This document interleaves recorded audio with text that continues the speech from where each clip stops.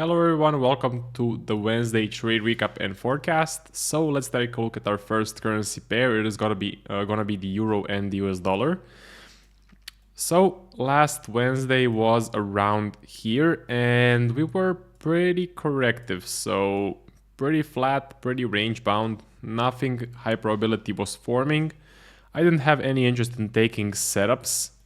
Basically in the next week we kind of continued with the range bound price action. You could have been looking for some range bound entries such as the liquidity sweep, and the liquidity sweep is coming to Zentum Trading very soon, so we have filmed all of the content and it's gonna get released at the end of this month. So basically, yeah, right here this was very flat, so you could be looking for a range bound entry at the sweep of this high, for example, or the sweep of this liquidity area above this low, below this low, or this area right here.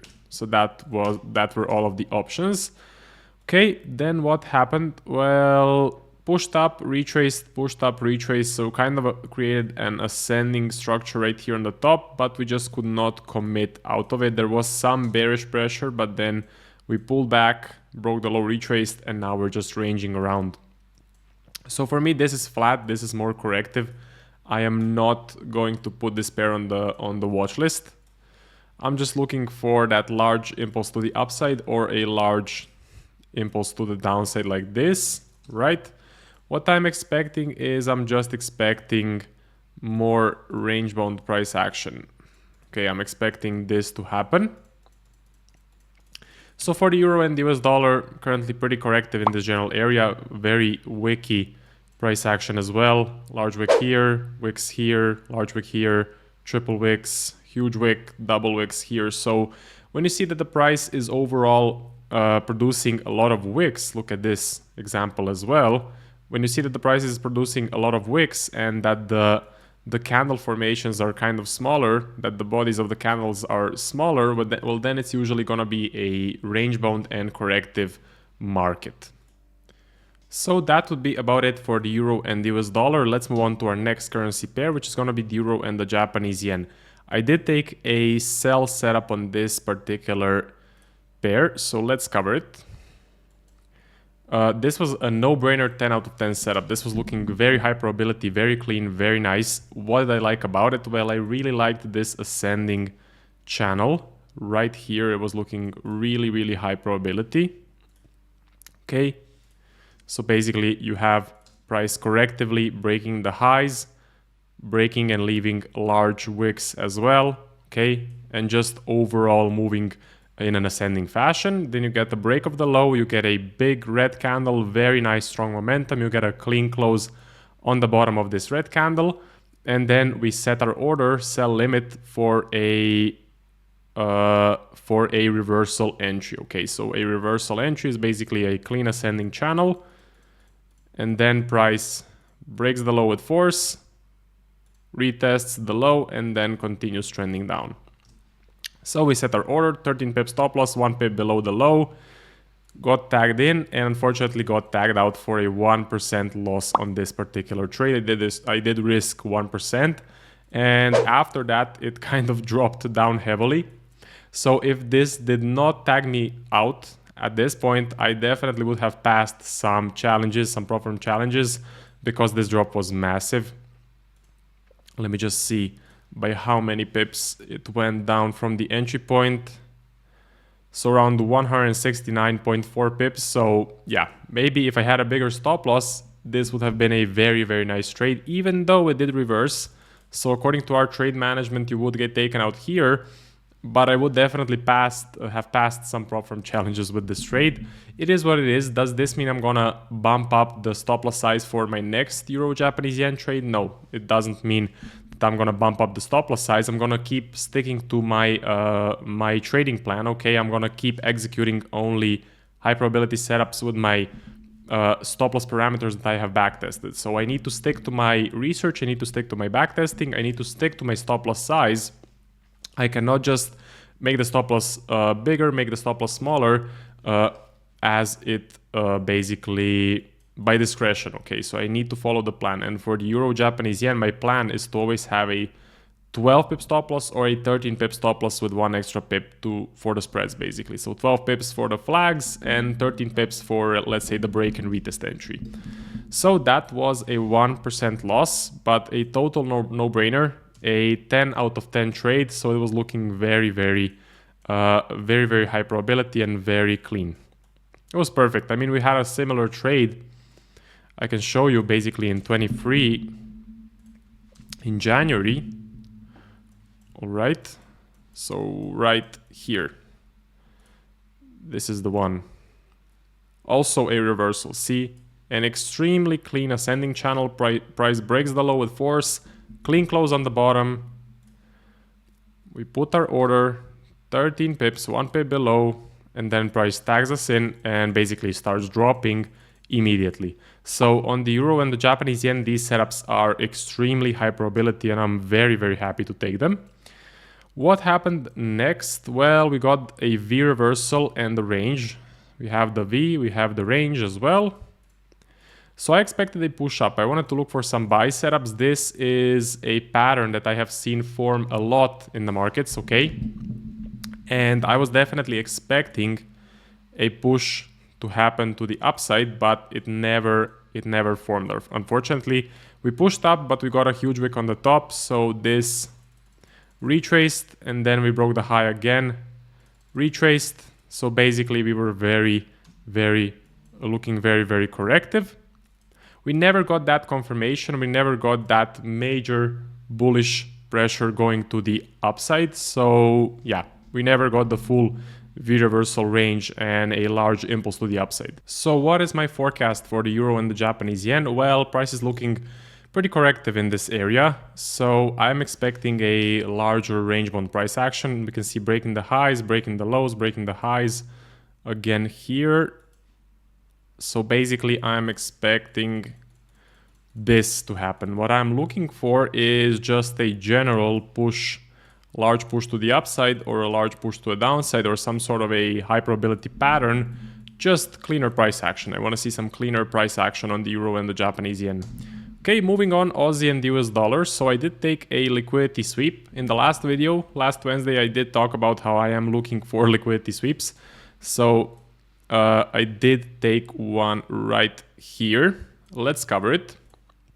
I think it happened right after the stream or the trade recap and forecast, right? So basically, this is a sort of a directional bias liquidity sweep. And basically, you have the price going down, okay, like this. And you're looking to see what will happen, for example, in this area or in the area above this high, okay? These are all areas filled with liquidity, okay? All areas filled with liquidity, so price can easily just keep trending down, and then it maybe ranges a little bit, okay, takes out this high, for example, and then continues going down. So I'm not gonna go into too much detail about this entry, but basically I was seeing the directional bias, I was seeing the downtrend, I was seeing this major high and this high get taken out. Also, I was seeing a bit of a range bound price action, so that created some liquidity above these highs as well, and they got taken out right here by a lot. So this, I know some people took the sweep here on this entry candle. For me, that one was just a little bit too small. Price didn't grab enough liquidity, but this candle definitely moved into the liquidity much more, so this was enough. This was a loss, unfortunately, so it did take me out for a 0.5% loss. Again, I didn't risk the full 1%. I'm still live testing the liquidity sweep on the Aussie and US dollar. At that point, I did risk 0.5% per trade, okay? But it was a 1 hour loss. So we can remove that, remove all the other drawings as well. What happened after that? Well, we got sort of a clean ascending channel, but it never finished doing what we want to see the price action do, okay? So it never gave us that push down, that reversal from an ascending channel, okay? And then the price went down, so basically we went from an ascending channel into a descending channel, had a large impulse to the downside, and then we created a nice V reversal. Okay, we had a nice V reversal right here. We had a nice range. Price started pushing up, right, as well. So at this point, I was seeing if I could get in on a nice V reversal and a range pattern. Okay, so you have the V, you have the range, you have the large impulse up. I was looking to get on some buy setups, but price could never really commit. Instead, we got major momentum shifting down and then correctively going up. So we never formed a clear uptrend, in my personal opinion. Okay, we were just sort of correctively moving to the upside, which doesn't fit my plan. So no entries fit my plan. Nothing really high probability happened. There was a flag here. This was like a really large flag. This was nice momentum. Okay.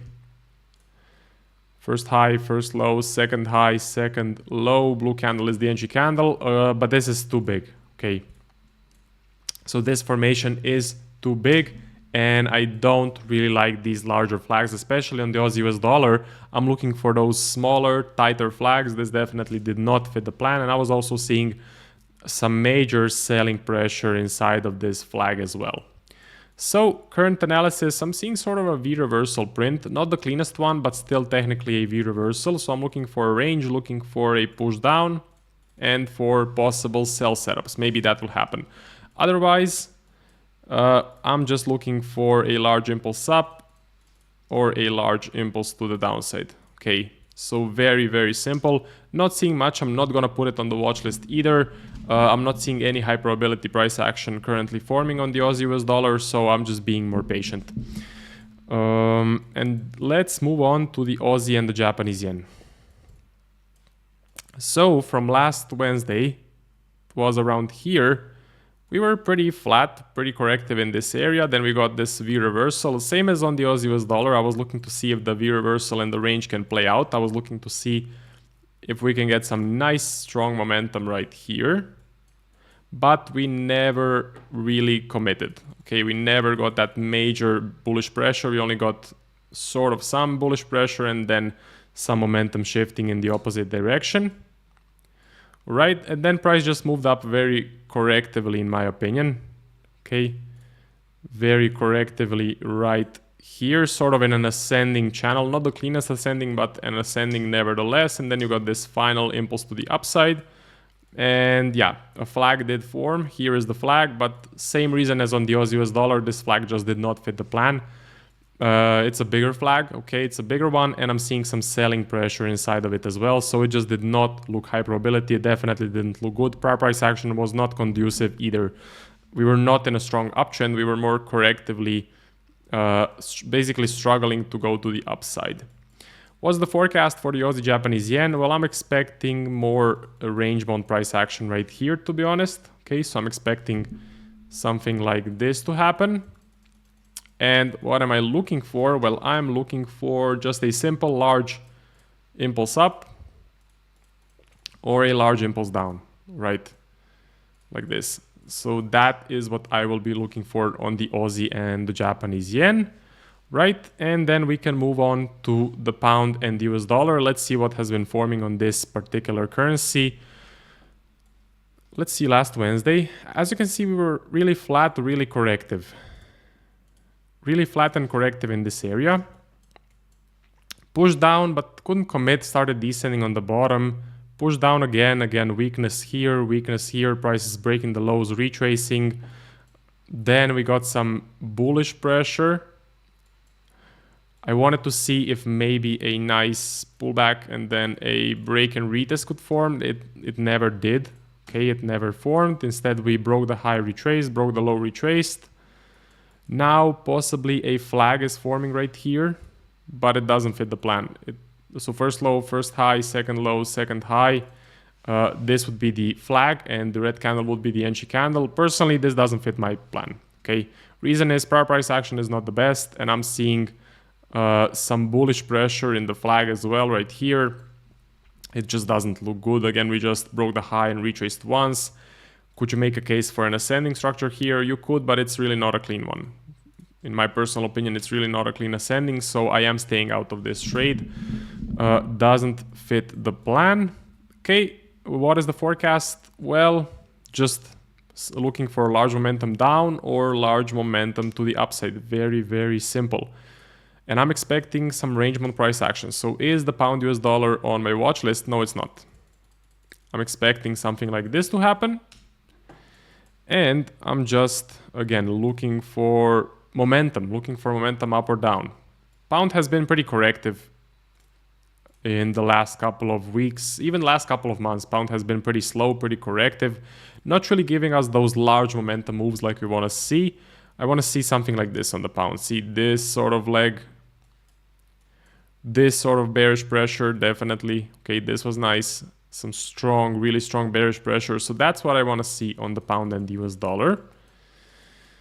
And just let me refresh the Aussie US dollar, see if there are any sweeps. So if price does decide, just want to add this, if price decides to range here, I'll look for the areas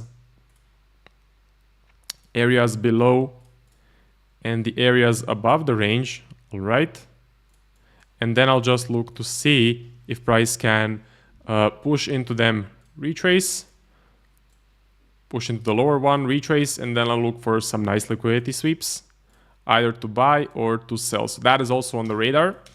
That is also in the forecast. Just wanted to comment on that. Okay, and then we have the final pair on the list, New Zealand, Japanese yen. Let's see what we can spot on the New Zealand and the Japanese yen. So let's see from last Wednesday, nothing much. Very corrective in this general area, very flat overall, very range bound. Then price heavily dropped, created sort of a V reversal. Right here we pushed up, but there was a flag actually. I was looking at it. There was a flag here, but it was just a bit too big. Okay, I also remember it was Monday as well. Let me just check this. So yeah, it was Monday. If maybe the flag was smaller, I would have risked the 1% because we had the V, we had the range, we had the push up. So if the flag was more high probability, smaller, I would have been interested. Because it was a larger one, it pulled back quite a lot. I didn't want to risk it, especially not on a Monday. So I did stay out of this particular opportunity.